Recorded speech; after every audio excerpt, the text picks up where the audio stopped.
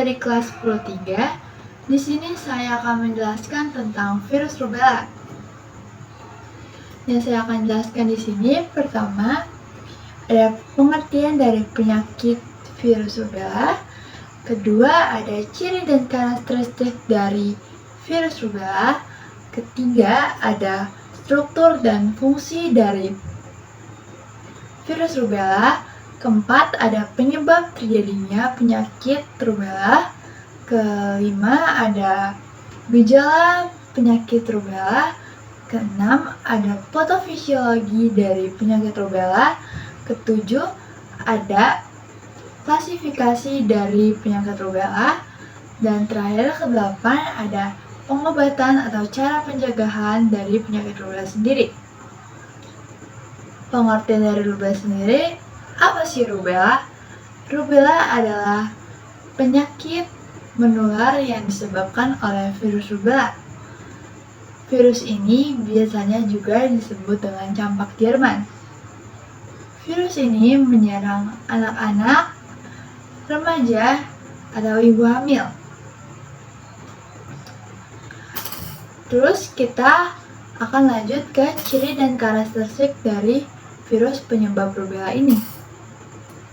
Ciri yang pertama, virus rubella termasuk dalam genus Rotavirus dalam keluarga Togaviridae yang memiliki bentuk bulat berselubung yang memiliki diameter 60-70 nanometer. Virus ini mempunyai genom RNA sebagai materi genetikanya.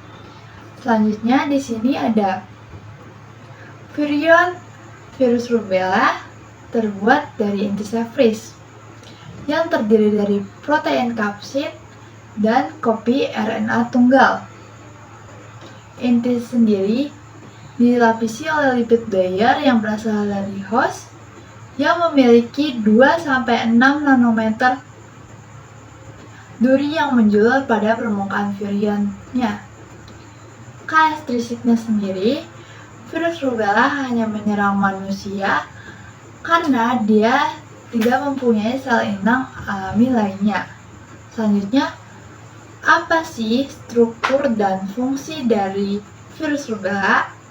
Pertama, strukturnya virus rubella ada bagian luar dan bagian dalamnya. Bagian luarnya terdiri dari hemagglutinin, fusion, lipid layer, dan matrix. Pertama dari hemagglutinin sendiri. Hemagglutinin di sini berfungsi untuk menginisiasi infeksi dan berinteraksi dengan reseptor asam folat sel herpes, serta menentukan fotogenesitas virus. Kedua, di sini ada fusion.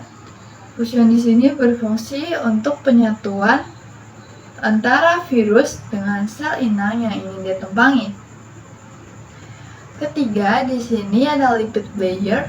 Lipid layer di sini berfungsi untuk melindungi sel-sel yang ada melindungi struktur-struktur yang ada di dalam virus ini, seperti materi genetikanya, RNA, protein, dan struktur-struktur yang lain yang ada di dalam virus ini.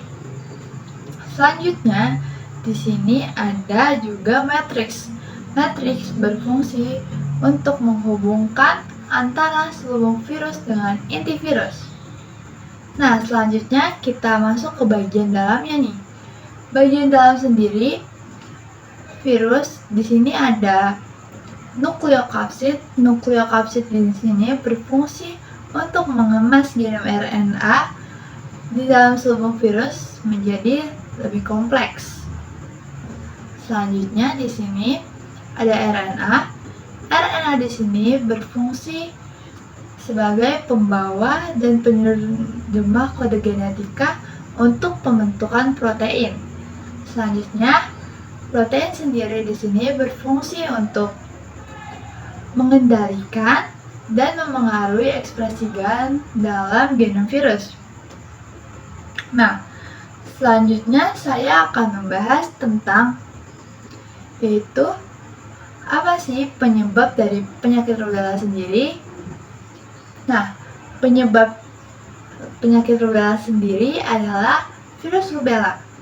Virus ini menyebar melalui udara dari satu orang ke orang lainnya ketika orang yang terinfeksi batuk, bersin, atau mengeluarkan air liur dan berbagi makanan kepada orang sehat. Itu yang bisa menjadi penyebab terjadinya penyebaran rubella tersebut. Selanjutnya, apa sih gejala-gejala dari penyakit rubella? Nah, gejala-gejala itu bertahap. Tahap pertamanya adalah masa inkubasinya sekitar yaitu 5 hari sampai 1 sampai 5 hari atau 5 sampai 12 hari, yaitu ketika virus masuk dan dia belum muncul gejala-gejalanya. Nah, baru saat masa itu sudah selesai, muncul gejala-gejalanya. Pertama seperti demam ringan, mata merah, pilek, bisa terjadinya kelenjar getah bening, terus nyeri pada sendi, dan terakhir yang paling identik adalah ruam-ruam merah atau bintik-bintik yang timbul pada kulit ke seluruh badan. Nah, selanjutnya di sini saya akan membahas tentang patofisiologinya. Patofisiologi dari sini pertama virus rubella menyerang dari udara yaitu oral droplet. Terus selanjutnya dia masuk ke aliran darah dan ada masa kronologisnya sekitar 1-5 hari di situ dan terjadinya gejala-gejalanya baru ke demam, sakit tenggorokan dan ruam-ruam.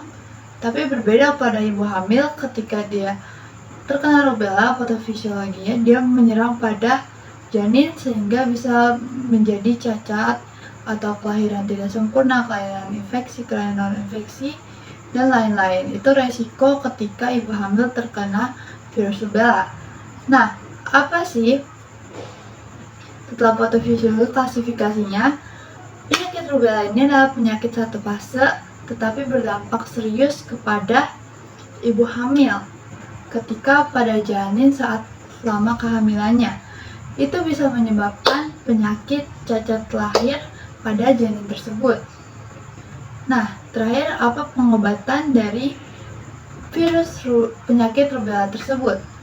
Pengobatannya yang terakhir tidak ada perawatan khusus, hanya perawatan umum seperti minum banyak cairan, istirahat yang cukup, minum obat pereda demam seperti paracetamol dan yang lain-lainnya. Dan pencegahan terutama adalah vaksin mRNA.